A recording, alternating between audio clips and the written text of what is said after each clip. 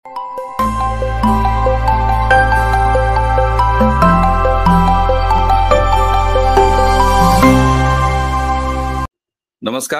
प्रारब्ध पर आप सभी का स्वागत है। मैं अवनीश।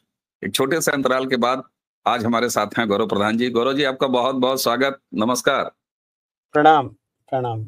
आप सबको होली की बहुत शुभकामनाएं।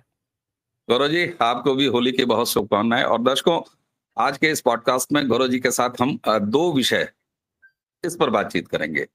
पहली एक घटना 16 तारीख से भारत में हुई, हमारे देश की राजधानी नई दिल्ली में हुई, जिस पर बहुत कम बात हुई, चाहे वो स्थापित मीडिया हो और चाहे यूट्यूब का प्लेटफॉर्म हो। बेहद कम लोगों ने बात किया।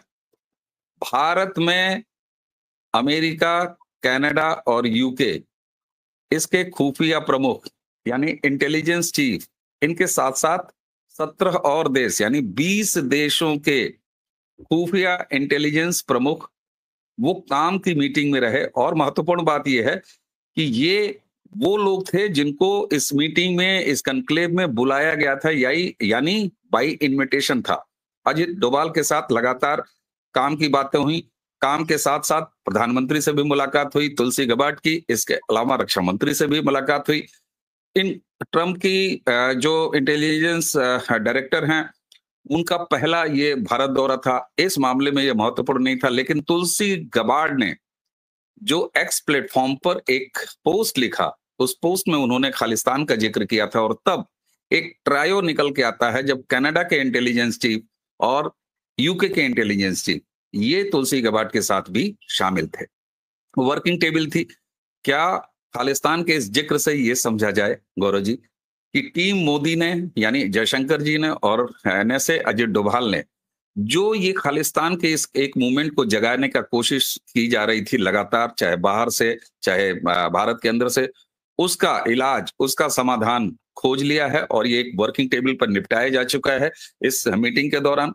दूसरी चीज, जो पाकिस्तान के हवाले से बलूचिस्तान में चल रहा है, चाहे अब पाकिस्तान का अफगानिस्तान के साथ चल रहा है, देखिए साहब, वहां भी अजित डोभाल जी का और जयशंकर जी का सबसे ज्यादा नाम लिया जा रहा है। सीधे सीधे पाकिस्तानियों ने पहले भी कहा है कि बलूचिस्तान में जो कुछ कराता है भारत कराता है। अब तो ये सीधा सीधा कह रहा है, बलूचिस्तानी है कि वो रुक नहीं रहे, अब सीधे सीधे पाकिस्तान के टुकड़े होने की तरफ मामला चल रहा है।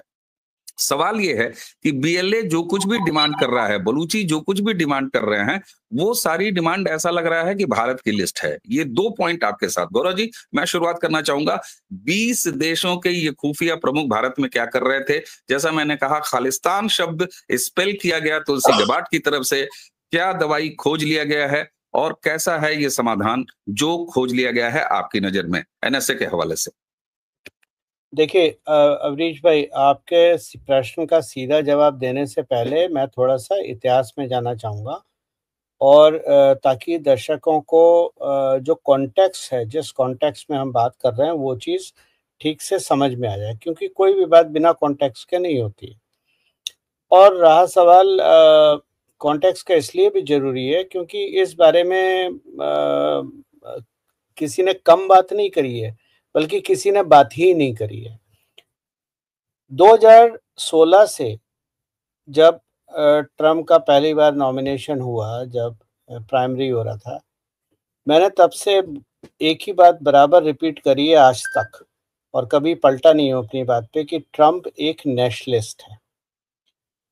और मैंने हमेशा कहा ये दुनिया 4 नेशनलिस्ट चलाएंगे, पुतिन, ट्रम्प, मोदी और नेतन्याहू।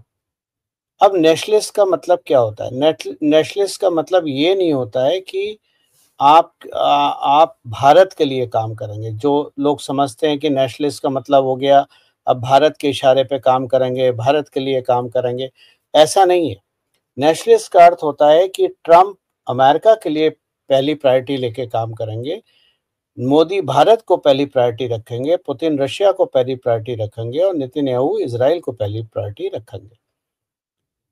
इसी संदर्भ में जब हम प्रायोरिटी की बात करते हैं तो प्रायोरिटी में लोकलाइजेशन बहुत इंपॉर्टेंट है। लोकल लोगों का यूज, लोकल लोगों के लिए काम करना।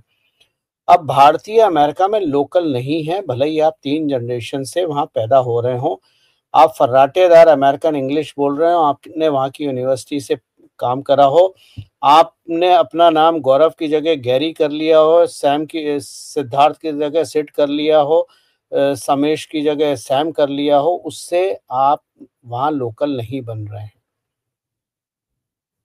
तो लोकलों को प्रायोरिटी नहीं मिलेगी। अमेरिका में भी सबसे पहली प्रायोरिटी काम की अमेरिकन लोगों को मिलेगी, जो अमेरिका के पैदा हुए लोग हैं। क्योंकि आपने भले ही 3 जनरेशन से, 2 जनरेशन से या रिसेंट जाके आपने सब कुछ अमेरिका का अडॉप्ट कर लिया है, नाम आम सब, यहाँ तक कि बहुत सारे हिंदुओं ने क्रिश्चियनिटी भी अडॉप्ट कर ली, चर्च में जाके माथा टेकना शुरू कर दिया। लेकिन एक चीज जो आप नहीं बदल सकते वो है आपके स्किन का कलर और आपके फेस के फीचर्स, वो आप नहीं बदल सकते। तो आप कहलाएंगे एशियन ही, आप कहलाएंगे भारतीय ही, माइक्रो लेवल पे, मैक्रो लेवल पे आप एशियन ही कहलाएंगे। विवेक रामास्वामी यूएस चुनाव लड़ रहे थे और उन्होंने बैक ऑफ करा था, ट्रम्प को आगे करा था, लेकिन ट्रम्प ने विवेक रामास्वामी को वाइस प्रेसिडेंट के लिए नहीं चुना। उन्होंने जेडी वेंस को चुना वाइस प्रेसिडेंट के लिए, और उसका सीधा सा कारण है कि वो भारतीय मूल के हैं। बहुत सारे लोगों ने बोला अगर भारतीय मूल के वो हैं तो तुलसी को सेलेक्ट क्यों करा, तुलसी को डीआरआई क्यों बनाया। लेकिन लोग भूल जाते हैं, और भूल क्या जाते हैं, लोगों में जानने, बैकग्राउंड रिसर्च करने की क्षमता भी नहीं होती है और चाहत भी नहीं होती है, क्योंकि ज़्यादातर यूट्यूब हेडलाइन पे बनते हैं, डिटेल में नहीं बनते हैं। तुलसी कैथोलिक क्रिश्चियन है जन्म से। तुलसी के माता पिता अमेरिका की पैदाइश हैं, अमेरिकन है, नेटिव अमेरिकन है, कैथोलिक क्रिश्चियन है। 70 के दशक में जब हरे रामा हरे कृष्ण का प्रचार बढ़ा अमेरिका में, तो तुलसी की माताजी ने हरे रामा हरे कृष्ण अडॉप्ट करके सनातन धर्म को अपना लिया और कृष्ण भक्त बन गई वहीं से। और उन्होंने अपनी सबसे बड़ी बेटी का नाम, पहले माताजी हुई, फिर पिताजी हुए, फिर सबसे बड़ी बेटी जो तुलसी हैं, उनका नाम उन्होंने तुलसी रखा। तुलसी भगवान श्री कृष्ण से लिया हुआ है, यानी हरे रामा हरे कृष्ण का है। तो तुलसी जो है वो इंडियन मूल की नहीं है, तुलसी अमेरिकन मूल की, अमेरिकन है। केवल उन्होंने सनातन धर्म अडॉप्ट करा है और वो अब तुलसी के नाम से जानी जाती हैं। तो पहला तो ये डाउट क्लियर कर लो। इसलिए तुलसी एज ट्रम्प एज नेशनलिस्ट तुलसी को सेलेक्ट करा, विवेक रामास्वामी को सेलेक्ट नहीं करा। अब नेशनलिस्ट को आगे बढ़ाते हैं। नेशनलिस्ट का क्या डेफिनेशन है कि जो राष्ट्रीय अध्यक्ष अपने राष्ट्र के लिए, जिसके लिए राष्ट्र प्रथम होगा। ये बात मैंने कई बार बोली है और कई सालों से बोली है कि भारत के लिए जिस तरह इंडिया फर्स्ट है मोदी के लिए, उसी तरह ट्रम्प के लिए अमेरिका फर्स्ट है, पुतिन के लिए रशिया फर्स्ट है, बेंजामिन नेतन्याहू के लिए इजराइल फर्स्ट है। लेकिन जब ट्रम्प अमेरिका फर्स्ट का काम करते हैं तो आप बोलते हैं कि आपने, ट्रम्प भारत की बेइज्जती कर रहे हैं। ट्रम्प ने बेइज्जती कहाँ कर दी भारत की? ट्रम्प तो अपने राष्ट्र के लिए काम कर रहे हैं ना, भारत के लिए काम थोड़ी ना कर। उनका अपॉइंटमेंट भारत के लिए काम करने के लिए थोड़ी ना हुआ है, उनका अपॉइंटमेंट अमेरिका के लिए काम करने के लिए। हम बोलते हैं हम भारत को विश्व गुरु बनाएंगे, तो वो भी बोलते हैं हम America, we will make America great again. यही डेफिनेशन होती है नेशनलिस्ट की। नेशनलिस्ट की डेफिनेशन हिंदू मुसलमान की नहीं होती है, ठीक है ना। तो ये बात समझने की जरूरत है कि नेशनलिस्ट का अर्थ क्या है, नेशनलिस्ट के लिए काम क्या है। अब आपकी बात पे आते हैं 20 राष्ट्रीय अध्यक्ष, जिसमें आप भूल गए 5I, ठीक है, जिसमें आप ऑस्ट्रेलिया का नाम भूल गए। ऑस्ट्रेलिया, हाँ जी, हाँ जी, बिल्कुल। अब जब आप खालिस्तान की बात करते हैं तो खालिस्तान का जड़ें कहाँ पर हैं? कनाडा में मेन है, उसके बाद यूके में है, उसके बाद अमेरिका में है, और ऑस्ट्रेलिया में है, और न्यूजीलैंड में है। न्यूजीलैंड के प्रधानमंत्री जो अभी भारत आए, उनको नरेंद्र मोदी गुरुद्वारे ले गए, रकाबगंज गुरुद्वारे दिल्ली में, और माथा टिकवा दिया, ठीक। यूके, जहां तक यूके की बात है, यूके इस वक्त लेफ्ट के हाथ में है, जो उसको कंट्रोल नहीं कर पाएगा। और वैसे भी यूके इस वक्त इस्लामिक राष्ट्र बनने के कगार पे अग्रसर है, ना कि अपनी जो ब्रिटिश लेगेसी है। ब्रिटिश, अब आप देखिए, लॉर्ड्स क्रिकेट स्टेडियम दुनिया का सबसे बड़ा और सबसे मशहूर और सबसे स्थापित क्रिकेट स्टेडियम माना जाता है, प्रेस्टिजियस स्टेडियम माना जाता है, जहां खेलना अपने आप में एक महानता है। लेकिन आज लॉर्ड्स स्टेडियम में क्या हो रहा है? लॉर्ड्स स्टेडियम में नमाज पढ़ी जा रही है। तो यूके आपके हाथ से अभी फिलहाल गया, जब तक ये लेबर पार्टी है। कनाडा ऑलरेडी अमेरिका बजा रहा है कनाडा की, और हमने जो साइलेंट मोड में बजानी चाहिए थी, हम बजा रहे हैं।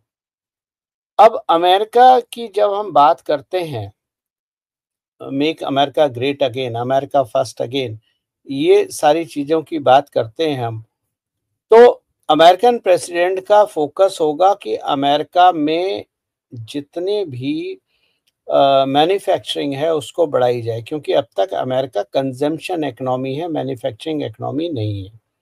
लेकिन प्रश्न ये होता है कि अमेरिका किस हद तक मैन्युफैक्चरिंग कर सकता है, क्योंकि अगर अमेरिका मैन्युफैक्चरिंग करता है, उसका प्रोडक्ट दुनिया में कॉम्पिटिटिव एडवांटेज पे कहीं भी नहीं टिकेगा, प्राइस और क्वालिटी दोनों के माध्यम से। ठीक है, चाहे वो ऑटोमोबाइल की बात कर लें, चाहे और इंजीनियरिंग सब्जेक्ट्स की बात कर लें, अमेरिका केवल एक काम कर रहा है, वो है तेल बेच रहा है। अब अमेरिका को आज अमेरिका तेल बेच रहा है, अमेरिका ने सारे कुएं खोद डाले हैं और बोले अब तेल हम बिंदास निकालेंगे और बेचेंगे।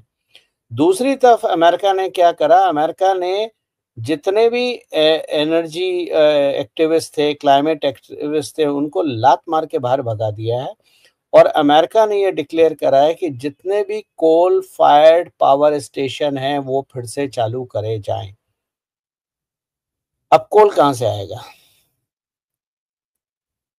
ठीक, तो अमेरिका की रिक्वायरमेंट एनर्जी पे ज्यादा है, और तेल उसका कौन खरीदेगा?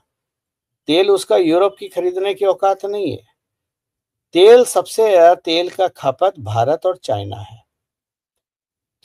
अब भारत के पास ऑप्शन क्या है? अब आप देखिए, मेरे ख्याल से फरवरी में अमेरिका ने सबसे ज्यादा भारत को तेल बेचा है।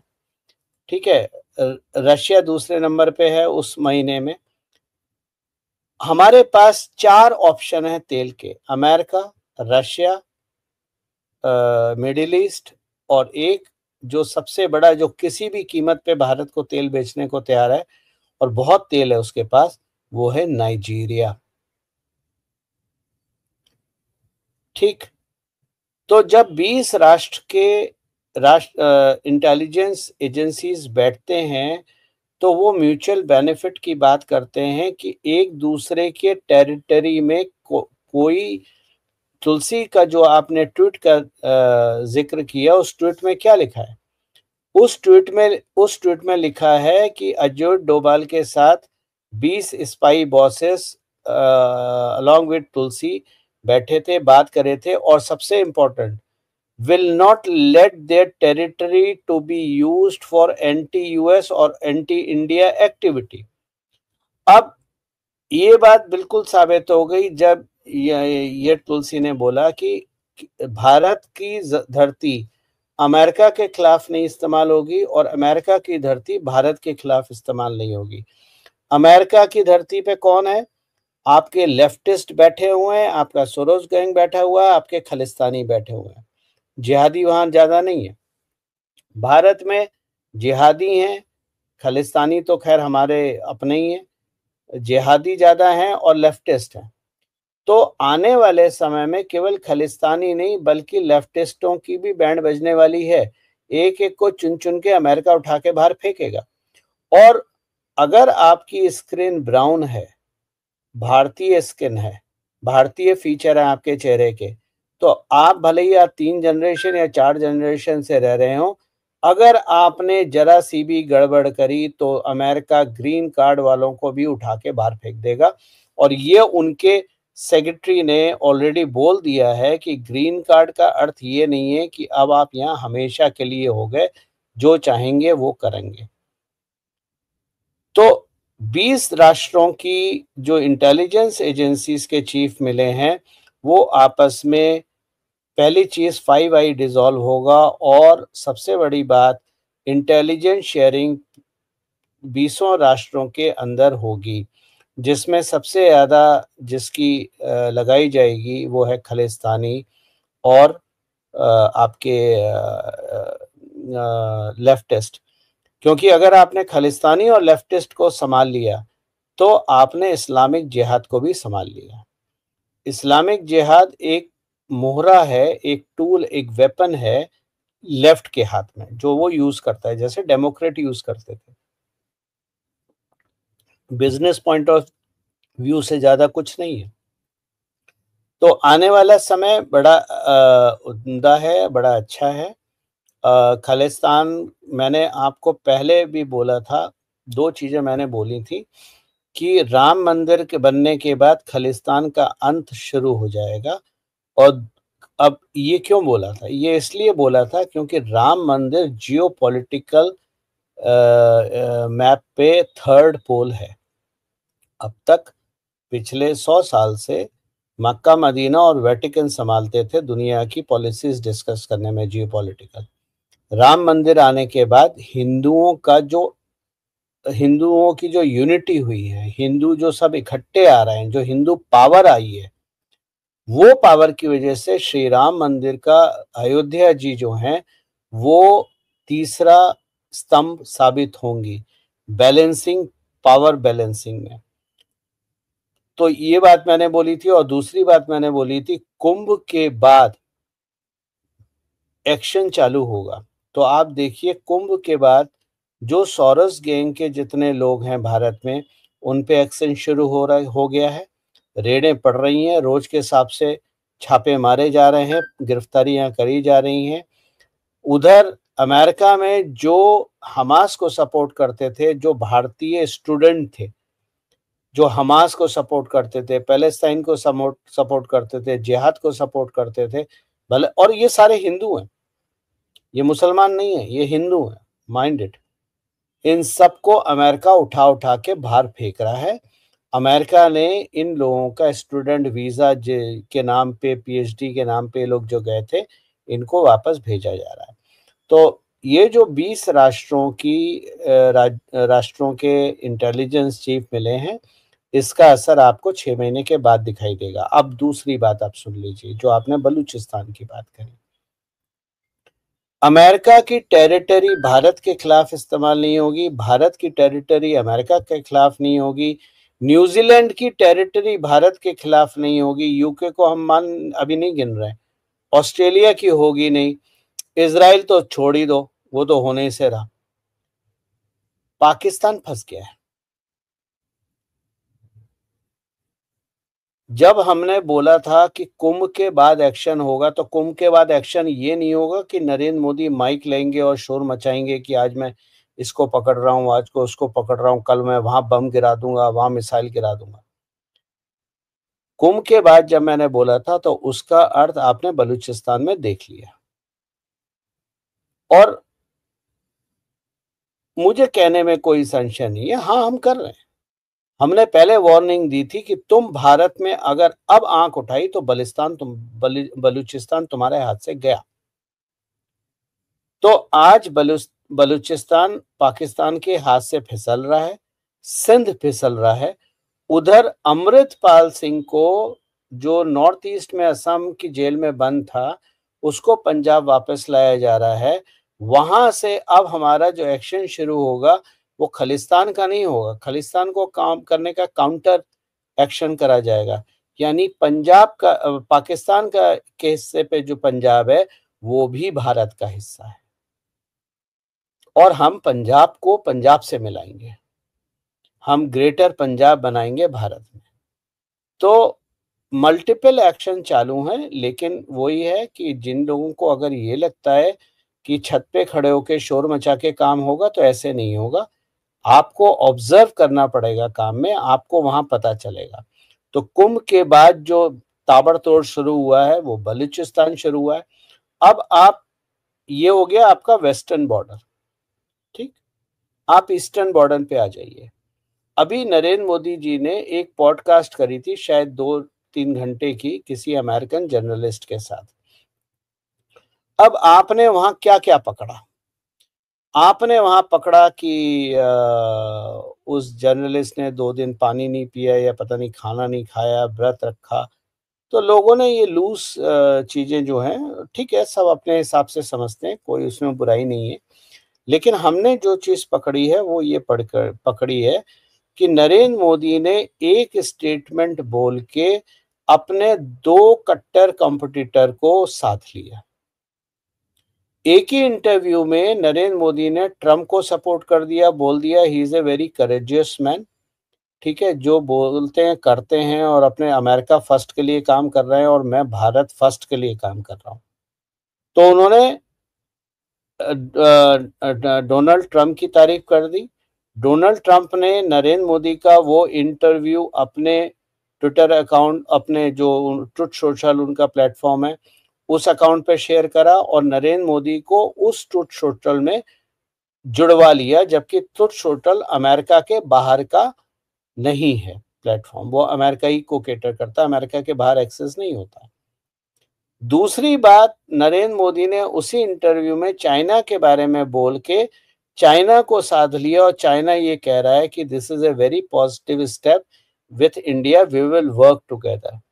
तो आपने कंजम्पशन इकोनॉमी, प्रोडक्शन इकोनॉमी दोनों को एक ही इंटरव्यू में साध लिया।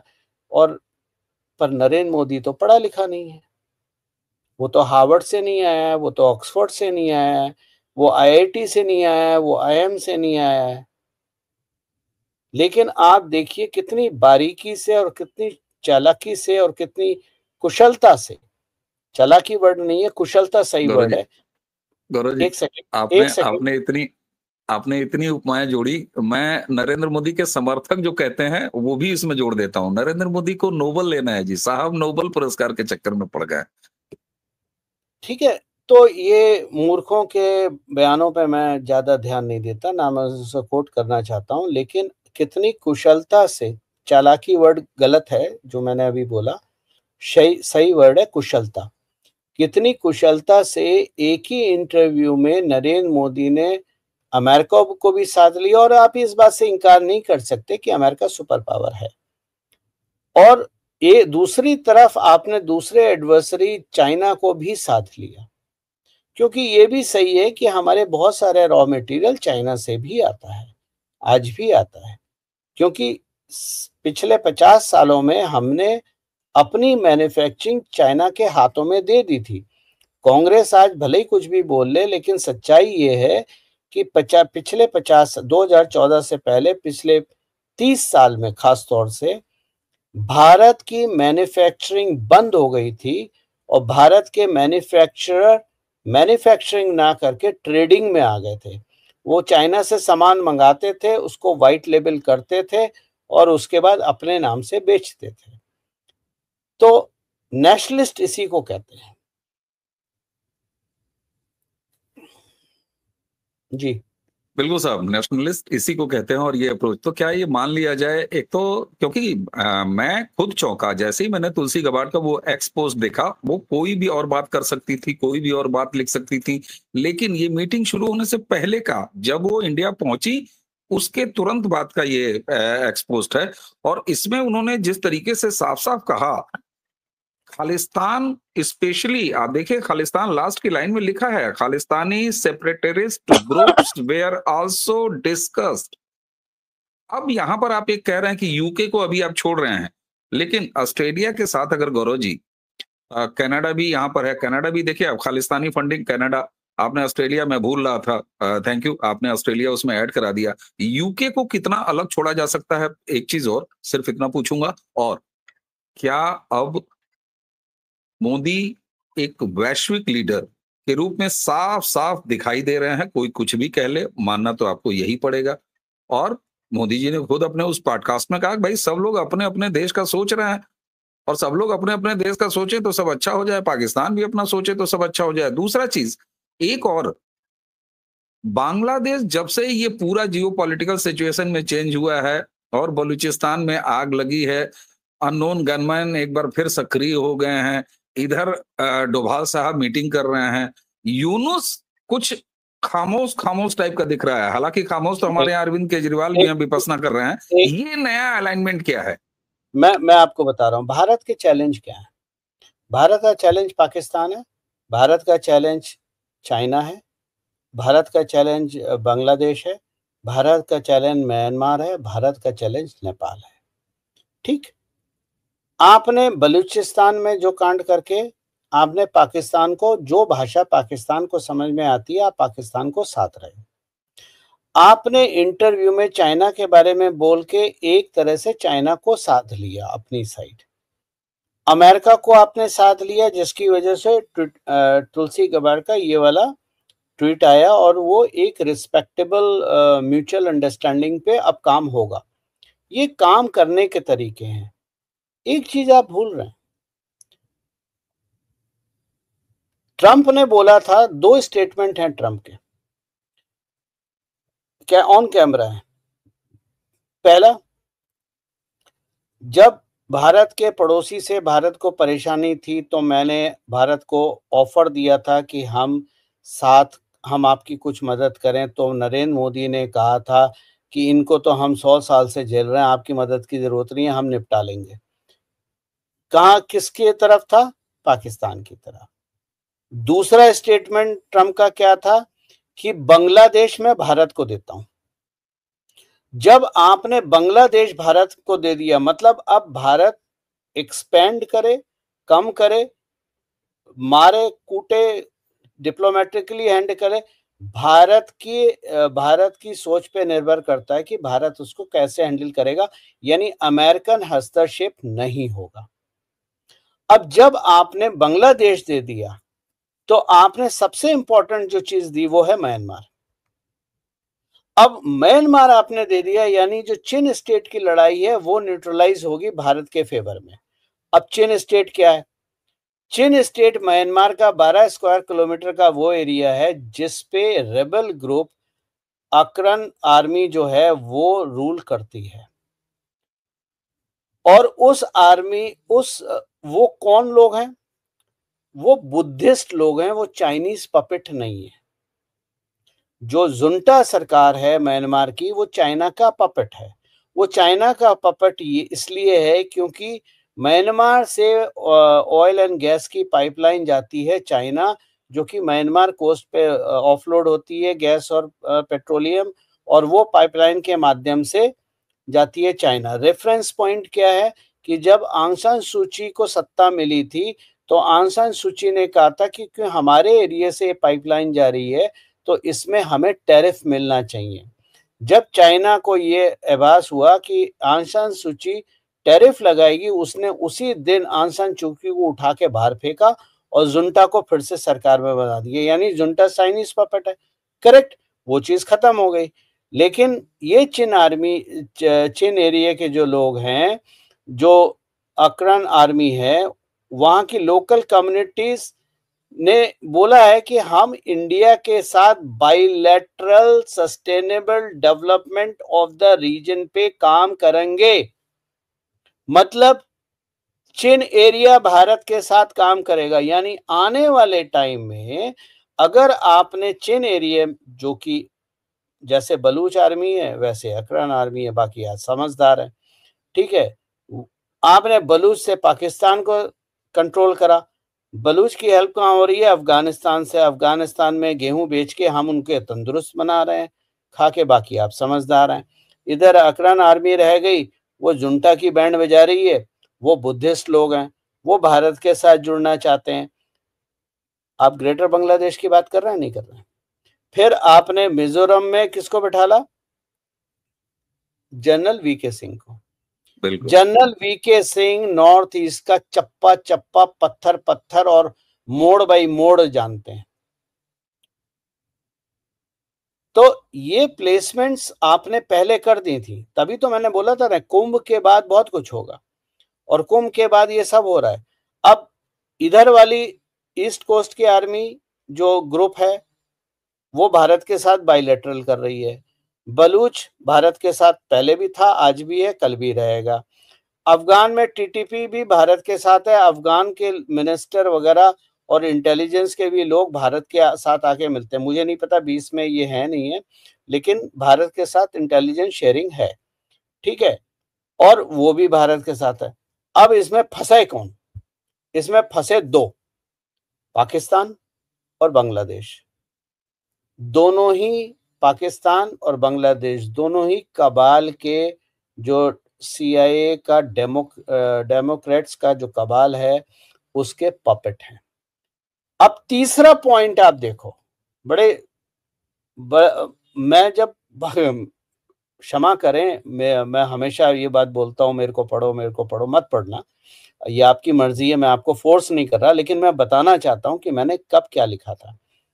2020 और 21 में और 2024 के शुरुआत में, पहली पोस्ट थी मेरे शायद 2020 की, तब मैंने लिखा था कि नेपाल के king is coming back.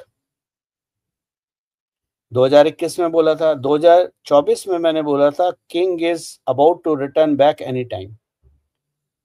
Nepal में किंग वापस आ गया ना। नेपाल में जब योगी जी के पोस्टर लहरा रहे हैं वहां तो। नेपाल, अब वही बात है, मैंने फिर भी ट्वीट करा था 2020 में, योगी को चीफ मिनिस्टर उत्तर प्रदेश का केवल उत्तर प्रदेश के लिए नहीं बनाया गया है। नेपाल में सबसे ज्यादा इन्फ्लुएंस किसका है? योगी जी का। गोरखपीठ की वजह से, गोरखपीठ की वजह से बहुत ज्यादा, बिल्कुल ठीक है। तो योगी जी को चीफ मिनिस्टर, जो मोदी का बड़ा फेमस फोटो है ना, योगी जी के साथ कंधे पे हाथ रख के, जिसको लोगों ने बोला था कि योगी और मोदी के बीच में 36 का आंकड़ा है और ये हो रहा है वो हो रहा है। मूर्खों को ये नहीं पता कि ये जो पॉलिटिक्स मोदी खेलते हैं ना, वो तुम्हारी सोच है ही नहीं। तुम्हारी 7 जन्म जहां तक सोचेंगे ना, उसके बाद मोदी की सोच शुरू होती है। तो आप अगर पूरे मैप को ड्रॉ करें, आपने पाकिस्तान साथ लिया, बांग्लादेश साथ लिया, श्रीलंका पहले ही आपके पास आ चुका है, नेपाल में किंग आ गया है, हिंदू राष्ट्र की बात हो रही है, नेपाल सिक्योर हो गया है, उधर वियतनाम फिलीपींस में आप ब्रह्मोस बेच के आपने सिक्योर कर लिया है, साउथ चाइना सी को आप कंट्रोल कर रहे हो, अंडमान निकोबार में ट्राई सर्विस स्टेशन बना रहे हो, उधर आपने चीन एरिया की जो आर्मी है उसको साथ लिया जो कि बुद्धिस्ट है।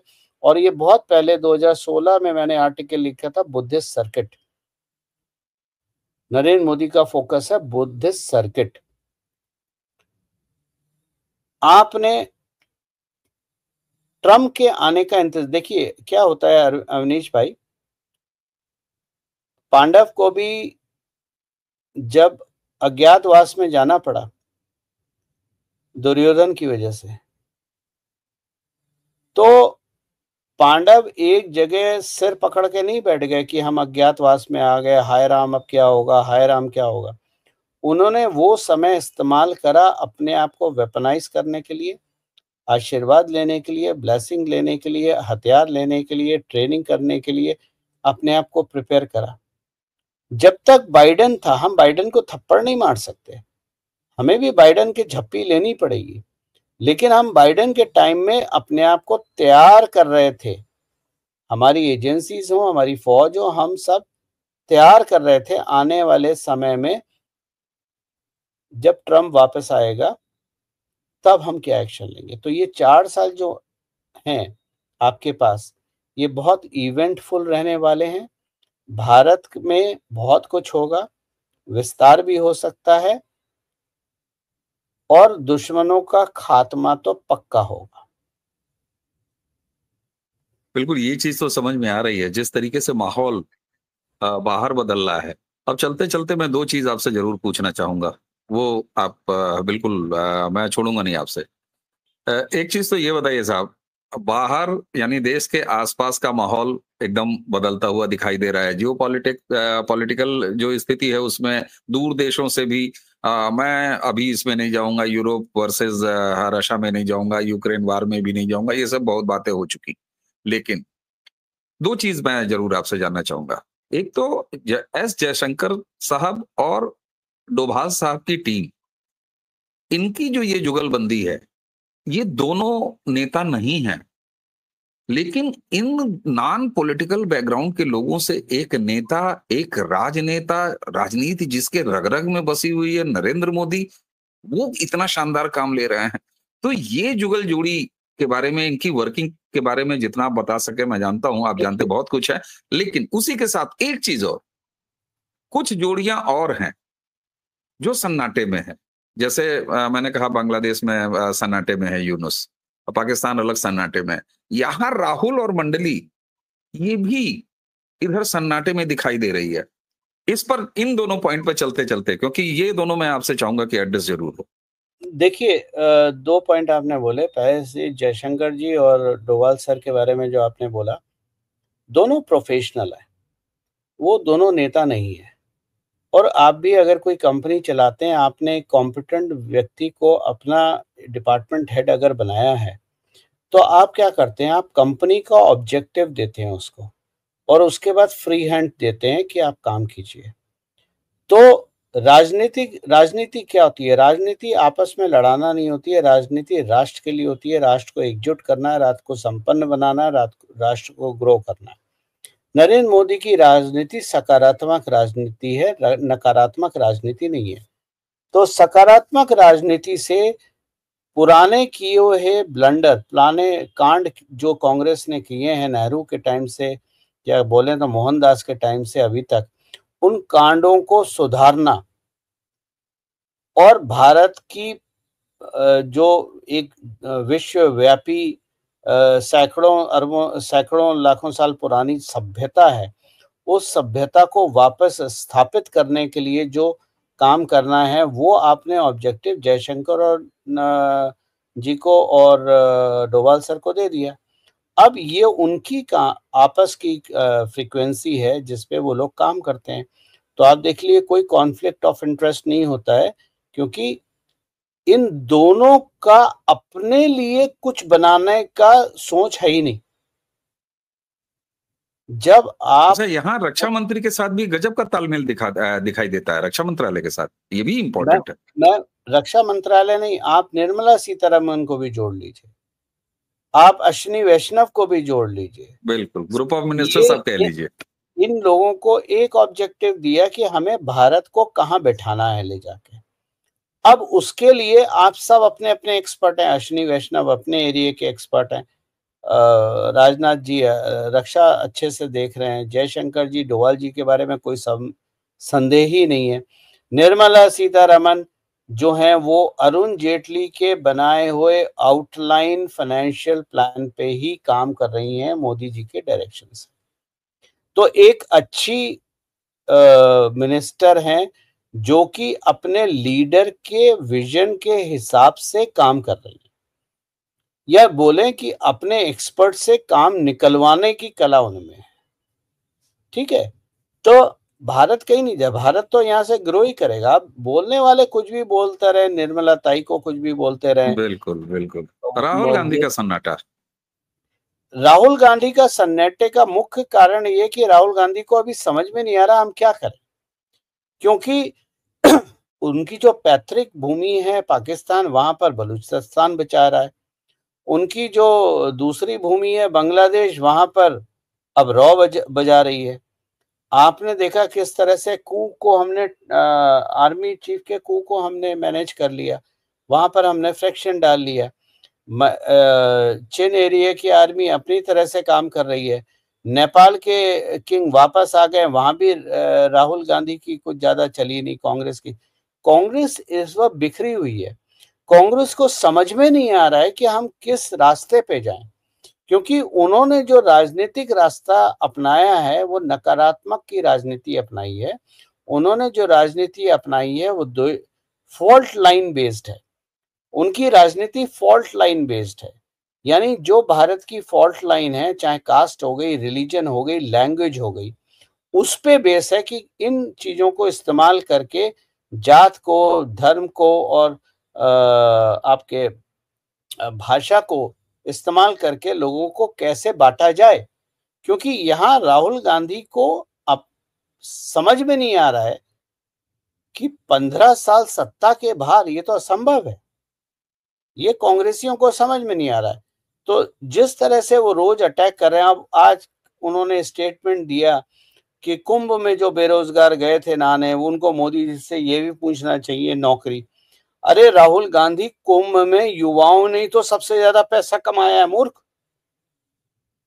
दात और तो चीजें छोड़ो, फ्री की दातून, नीम की टहनियां लेके लोगों ने लाखों कमा लिए, हजारों कमा लिए।